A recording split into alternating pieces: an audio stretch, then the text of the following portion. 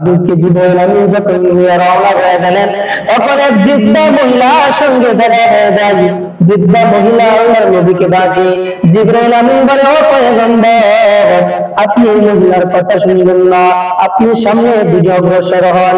কিছুক্ষণ সামনের দিকে অগ্রসর হওয়া শুরু করলে সামন দিকে আর এক বৃদ্ধ লোকের সাথে দেখা হয়। ওই বৃদ্ধ লোকেও আল্লাহর নবীকে ডাকতে থাকে। জিবরাইল আমিন বলে, ও পয়গম্বর, আপনি এই বৃদ্ধ লোকের ডাকে সাড়া দিবেন না। কিছুক্ষণ পরে যখন আপনি সামনের দিকে অগ্রসর হয়, তখন একটা দলের সাথে দেখা হয়ে যায়। ওই দলটা পয়গম্বরকে সালাম দেয়, আসসালামু আলাইকা ইয়া আইয়ুহাস সালাম, আসসালামু আলাইকা ইয়া আউয়ালুস সালাম, ওয়া আলাইকা ইয়া আখিরুস সালাম ইয়া আশির। আল্লাহর পয়গম্বরকে জিবরাইল আমিন বলতেছেন, পয়গম্বর, আপনি তাদের সালামের জবাব নেন। পয়গম্বর সালামের জবাব নিলেন।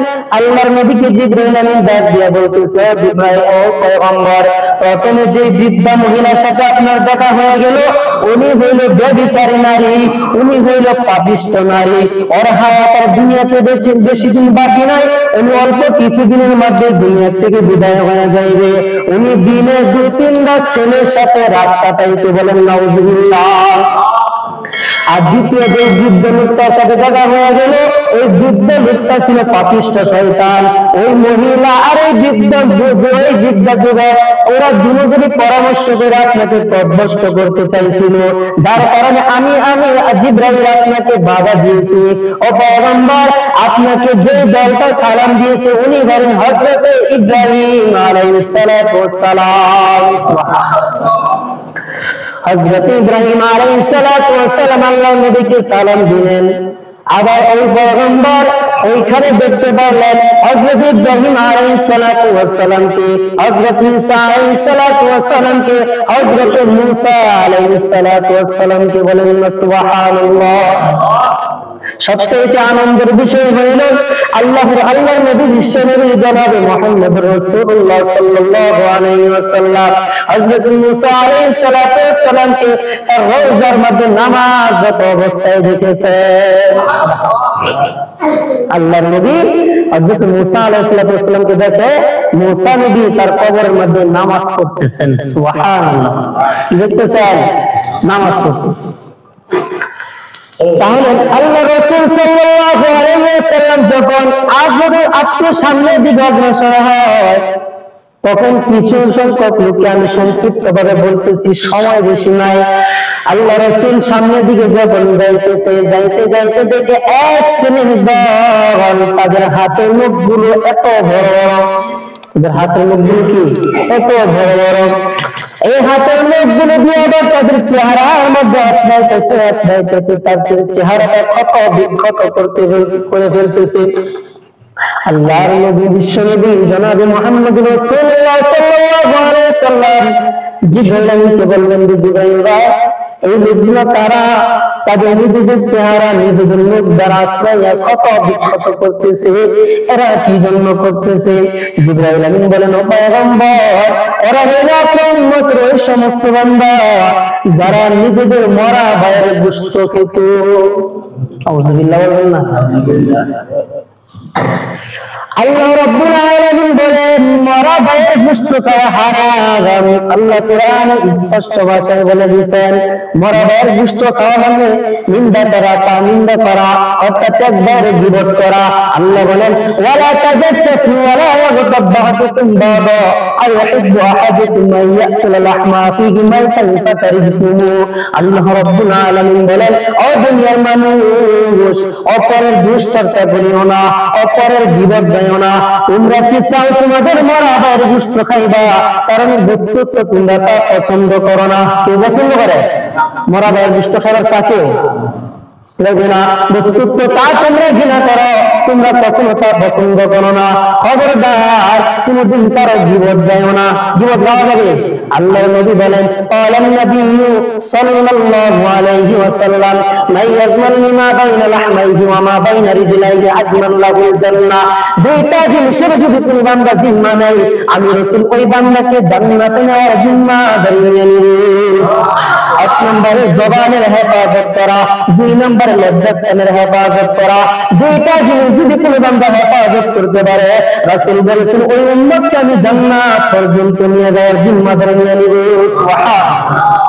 আল্লাহ রাসূল সাল্লাল্লাহু আলাইহি ওয়াসাল্লাম বলেন, আমি যখন আপনার সামনের দিকে অগ্রসর হই, তখন দেখি একদল যুবকদেরকে, নারী পুরুষ তারা রক্তের নদীর মধ্যে হাবুডুবু খায় আর রক্তের চাকা বানাইয়া বানাইয়া তারা পান করতেছে।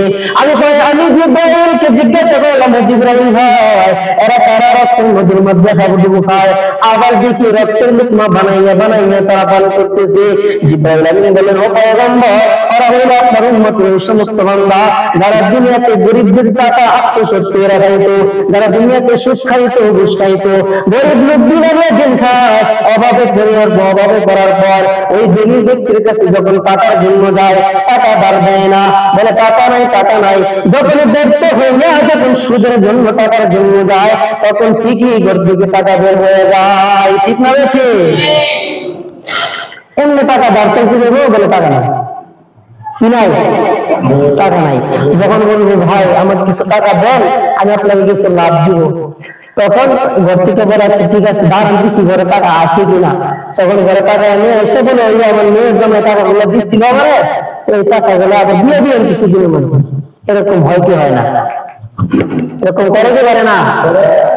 আমার বলার কাম জন্য মানার কাম মানবেন, কিন্তু সেটা আপনার ব্যক্তিগত রাগ করতেছেন নাকি?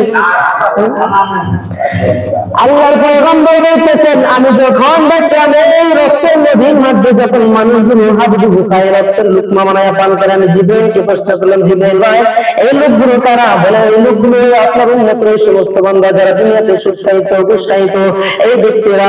আল্লাহর নবী বলেন, যারা সুদ খায়, সুদ নেয়, আবার সুদের মধ্যে যারা সাক্ষী প্রদান করে, তিনজনেরই সমান সমান গুনাহ।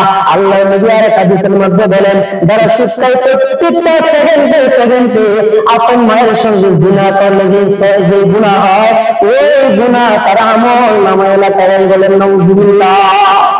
সাধারণ কথা, হ্যাঁ, আপন মায়ের সাথে জিনা করলে যে গুনাহ হয়, প্রত্যেকটা সেকেন্ডে তার আমল নামায় গুনাহ হতে পারে। নাউজুবিল্লাহ। সুদ থেকে বেশি টাকার আল্লাহ তৌফিক দান করুক আমাদেরকে সকলকে। আল্লাহর পয়গম্বর যখন আপনার সামনের দিকে অগ্রসর হয়, অগ্রসর হতে দেখেন এক শ্রেণীর নারী পুরুষদেরকে, তারা এক শ্রেণীর নারী পুরুষদেরকে আল্লাহ রাব্বুল আলামিন অনেক রকমের শাস্তি দিতেছে। বলে কি শাস্তি? বলে তাদের মাথাগুলো ক্ষত বিক্ষত হয়ে যাইতেছে, পাথর মারে মারিয়া চুনে বিচুনে হয়ে যায়, আবার মাথা আগের মতো হয়ে যায়। আল্লাহ নবী কিছুক্ষণ তাকায় রইলেন, ফিরে পায় এমন কেন হইতেছে? জিবরাইল আমিনকে জিজ্ঞাসা করলাম, ও জিবরাইল, এদের মাথা বা বাংসুর হয়ে আবার পুনরায় আগের মতো হয়ে যায়, এমন কেন হইতেছে? আল্লাহ নবীকে জিবরাইল আমিন জানায় দিলেন, ও পয়গম্বর, এরা হইল আপনার ওই সমস্ত উম্মত যারা ফরজ নামাজের মধ্যে অলসতামি করত। ফরজ নামাজ অলসতা আছে না নাই? আছে না নাই? নামাজের মধ্যে আসে এখন তারা ওরা দেয়, আর নামাজ পড়বো এমন ভাবে বইছে ডাকা নিলে করে দেবে, মানে ঘুমাইতেছে নাকি কইতেছে নাকি কই আছে, মসজিদে আছে না বাড়িতে আছে।